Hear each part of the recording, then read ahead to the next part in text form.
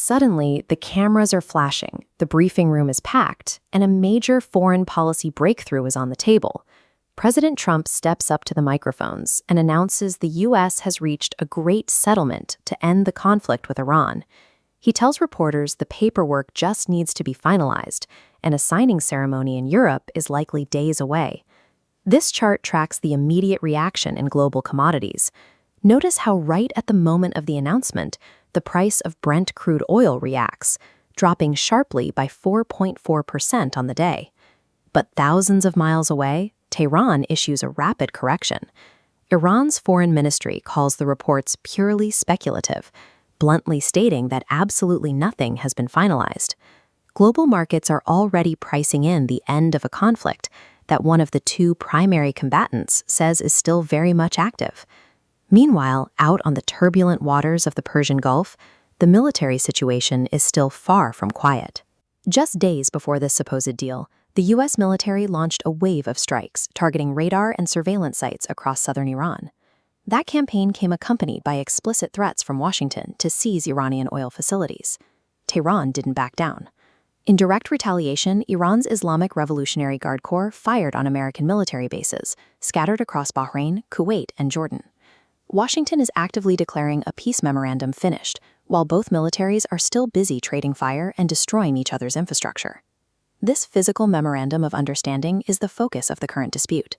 Remarkably, both sides actually agree that the vast majority of this text is written and finished. The U.S. and Israel's core terms include dismantling Iran's nuclear infrastructure, stopping proxy support, limiting missile production, and reopening the Strait of Hormuz.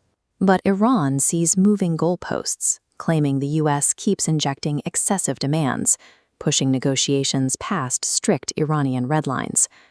With 90% of the text resolved, both sides are now weaponizing the final pages of the draft to force a total capitulation. To force those concessions, the U.S. is currently applying severe economic pressure. A strict naval blockade aims to cut off Tehran's oil profits, leading to recent deadly U.S. strikes on shipping vessels. This image shows Karg Island, the ultimate bottleneck for the Iranian economy, handling roughly 90% of the country's crude oil exports. Funneling that massive volume into a concentrated network of storage tanks and piers makes the facility acutely vulnerable to U.S. military threats. By refusing to finalize the paperwork, Iran is rejecting that physical coercion. They are making it clear they will not sign a diplomatic treaty with an economic gun held to their head. We have seen this exact dynamic fail before. Ceasefires established in April and May quickly fractured, collapsing straight back into intermittent firefights. The conflicting narratives serve two different audiences. The optimistic rhetoric from Washington calms domestic markets and lowers gas prices, while Tehran's vocal defiance projects unyielding strength to its military proxies. That brinksmanship is triggering serious international alarm. Global powers and UN Secretary-General Antonio Guterres are urging both sides to stop the escalation and commit to the existing ceasefire. The danger lies in the public posturing. By loudly declaring victory on one side and publicly refusing to budge on red lines on the other, both sets of leaders are boxing themselves into corners where compromise looks like defeat. In high-stakes diplomacy, being 90% finished means you are still at 0% peace.